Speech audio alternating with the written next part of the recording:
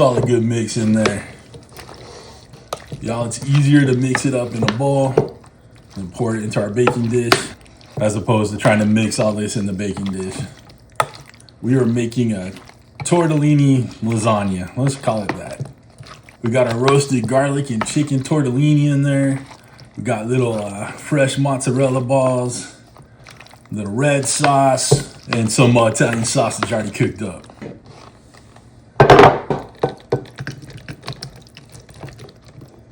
All right, let's get our mix in there. See how easy it is to mix it in this bowl. And then spread it out. Sure, it's one more dish to clean, but you know, what the heck. And these tortellinis are like the fresh tortellinis from the deli aisle, you know? So you don't need to par cook these or get them set up at all.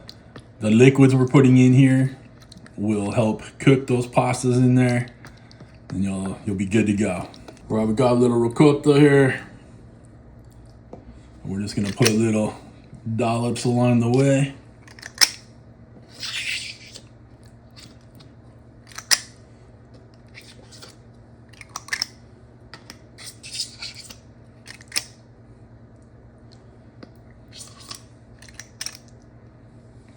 Go ahead and take your little spatula and kind of smooth them out a little bit. You don't really want them sticking out too much.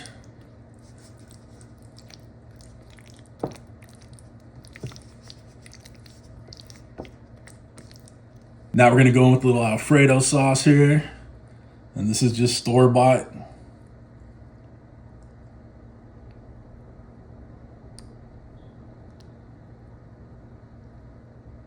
Go ahead and give that a little smooth out too.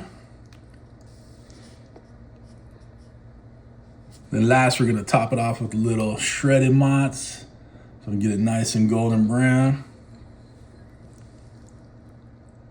We're gonna get this in the oven, 30 minutes, 350. Should give it plenty of time to get everything nice and combined. That pasta is gonna be cooked through, and we'll dig into our kind of cheater lasagna.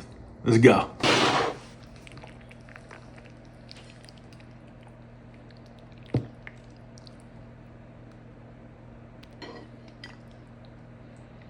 Guys, you got all the flavors you want in the lasagna and then some, especially when we add these garlic chicken tortellinis in there, all the goodies. Guys, you're gonna wanna make this. You know it's good.